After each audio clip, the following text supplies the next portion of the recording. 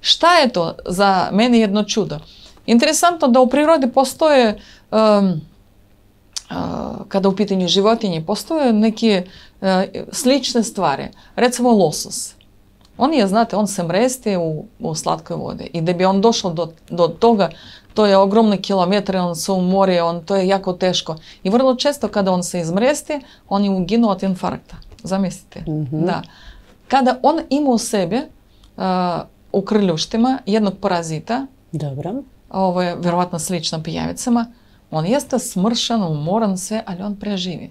Vjerovatno tu zajedno neka simbioza koja pripomaže njemu, ja opet kažem, mi i nismo ni svjesni šta mi imamo u organizmu, znate koliko parazita, koliko bakterije, koliko svega. Tako da ovo je, što je interesantno, od pamti vijeka, ljudi pomagali sebi. Zašto to odjednom ponestalo? Kad u pitanju carska Rusija, mi smo izvozili u ogromnim količinama, to je bila bukvalno zlatna žila. Boga mi i sada se izvoze, i iz Srbije se izvoze, i to se koristi u Njemačkoj, gdje su oni mnogo skupe. Koristi se u Austriji, ima u Gracu i u Beču dve ordinacije koje se bave sa ovim, i terapije tamo mnogo skupe. U gradu Essen u Njemačkoj se koristi kad u pitanju operacije. U Americi ne koriste se ovako, nego koriste se u mikrohirurgiji, jer tamo bila jedna situacija interesantna kada dečaku odgrizl pas uvo i pokušavali da, dobro, bila urađena operacija i mislim, to je mrtvo uvo, znate. Sad treba negdje da nagovorite da ono oživi. I stavili pijevice. I tu još pijevicu treba nagovoriti da ona na to mrtvo tkivo krene da radi na tom mrtvom tkivu. Međutim, to uspjelo. I od tog trenutka, od 2004. godine, ja mislim da oni krenuli da koriste to u mikrohirurgiji. Kod nas se koristi vrlo često kada je u pitanju Institut Fjodorova mikrohirurgija oka. Jer šta je tu bitno? Kada nama treba da smanje se, recimo, otečenost, da bude veća prokrvavljenost, to je vrlo teško lokalno napraviti. Posle operacije na oku vrlo često stavlja se na određene tačke pijavica da bi ona prokrvirala ovo mjesto, da bi ta venozna krv koja zastajkuje, ona bi se otišla. Što je još interesantno, mi čak i ne znamo šta je kod nas, koja je krv. Ja sam imala jednu djevojčicu, nije iz Srbije, koja je jednom mjesečno, koja je imala neke čudne mladeže koje su se pojavljivali, ponestajali, neke bebele fleke se pojavljivali, nema dijagnoze. Interesantno, kad smo stavili njoj prvi put pijavicu, i oni su se vraćali kolima, ona je rekla da oni svi morali da izađu jer to toliko bio smrad od nje. Krenuo neki, da je to bilo užas. Čistilo se, jel? To se čistilo. Ponekad krv tolika smrdljiva, tada kada kod nas mi to i ne primjećujemo, kada ona negdje se zastajkuje. Jer naše tijelo liči na, recimo, na akvarijum sa ribicama. Ribice to, organe, krvne ćelije. Hrana. Dospemo, jel tako? Dospemo mnogo više nego što treba. Tada kada mi ne pijemo dosta tečnosti, ne radimo fizičku aktivnost, onda zastajkuje se. Šta ima u akvarijumu ako vi ne menite vodu? Gljivice. I ribica gine. Isto tako u suštini i kod nas. Znači, mi smo, treba pamtiti da mi imamo ogromnu količinu vode, skoro 80% u našem organizmu vode, i ona nama potrebna. Što je interesantno, ta voda najvjerovatnije ima eksperimente da ona pamti svu informaciju, zato ne treba piti vodu kad se svađate. Znači, stvarno? Stvarno, apsolutno. Dobro. Čak imaju te neke preporuke. Kad pijete vodu, naravno ona mora da bude živa. Sva flaširana voda već ona nije živa. Koliko god, ja mislim, ja moram da pohvalim Srbiju, mnogo bolje voda, recimo, nego kod nas u Sankt Peterburgu. Ja ne mogu nju da pijem ovako ispod česme. Treba dati vodi da odstoji, jer ona hlorirana, a hlor se isparava i treba se obraćavati vodi, da tražite od nje da ona vas leči i da kažem ako se svađate tu vodu sklanite, nemojte više da koristite.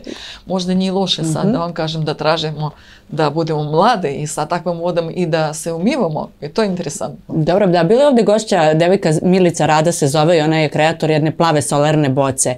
Pa je pričala baš upravo ovo o čemu ste i vi sada govorili, kako treba da se ophodimo prema vodi da bi ona imala pravo dejstvo na naš organizam. To je zapravo to. Znate šta, sada je, nije samo to, mi smo 80% vode. Kako treba mi da, šta treba mi da zračimo jedan prema drugima? Jer to je jedna zabluda ako čovjek misli da to što, ako on zrači negativno, da njemu to se ne vrate. Kao prvo, kod njega se dešavaju vrlo loše situacije, promjene u organizmu. Tako da, naravno, taj pozitiv i to je jedan rad sa sobom, najvjerovatno. Jer mi imamo mnogo iskušenja i tu meni jako, opet naš, sada naš mogu da kažem, otac Tadej, koji kaže kakve ste mi misli, takav ti je život. Apsolutno. Istina. Istina. Možete li da vi ste mi doneli pijavice u studio, da ih pokažemo našim aha, dobro, vi ćete ih izvaditi, dobro, tome se nisam baš nadala. Ali zanimljivo. Vidite, neki se sada oni u stresu, neki zajedno se skupili, ovo je sada, da kažem, u slobodnom plivanju. Tamo gdje je, ne znam da li vidi kamera, gdje je Tanja, tu je njena glavica, sad im da ona ima 3 viljice, ove male glavice, sad po 99 zubića, to su hitin. 99 zubića? Da, na svaka viljice. Ali to je kao četkice. Interesantno da kod mene dolazilo, ne znam, neću da kažem, nije odavde jedan novinar, vrlo negativan. Nije mu se to dopadalo, jel? Nije mu se dopadalo, on je sam bio po sebi onako vrlo, ja ne znam, razdražen možda. Pa novinar, puno posla, razumite ga. Nije, to je posebna energija bila. I onda mi smo imali neke žene koje su htjeli da budu manikene. Nijedna pijavica, dok je on bio u ordinaciji, nije htjela da ujedu, uopšte nijedna. Kad je on spakovao sve, zatvorila vrata, znači istog trenutka pijavica ujela. Znači pijavice osjećaju našu energiju? Hoću da vam kažem da, naravno, recimo ima neki doktor koji kod njih u Rusiji, koji se obraćaju i traže i sve. Naravno, znate šta, mi smo primitivne. Mi ne znamo šta je to. On preživjela dinozauruse, a mi sve mislimo da mi smo toliko pametne jer ona tako sa takvom glavicom, a ona preživljava, ona možda preživi i u zamrzivaču i da oživi, a mi ne možemo. A mi baš i ne možemo. Od kad se ljudi leče pijavicama? Od kad to datira? Pa znate šta, to još ima, ja mislim da sad od koliko znam u Rusiji odavno, a to je grana Ajurvede, jer oni baš pričaju o tomu, o toj pijavice.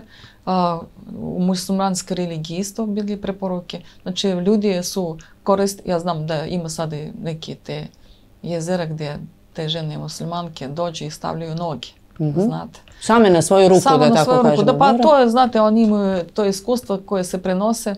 Ranije, znate, brice radili, kod nas ranije u Rusiji nijedan doktor nije dolazio bez pijavice. Jer tada kada vi vidite crvene lice, znate, te muškarce pogotovo, znate, kao puno krvi, radili ili venesekciju, sekli venu, pa puštili krv, ili obavezno stavili pijavice, jer to bio još dobrobit. Puškin, znate, i njega pokušavali da spasim, danas bi njega spasili, nažalost on, jer to je nevjerovatno naš, ja se ponosim sa takvim pesnikom. I kad su ranili njega u stomak, njemu stavili pijavica, nažalost njemu su pukla creva pa nije bila spasa, ali da se olakša, čak i to bol, znate, da se pokuša nešto da se odradi, da, recimo kada je u pitanju čireve, jer ona, kažemo, ona pomaže tomu da prosto krv organizma bude čistije, a koža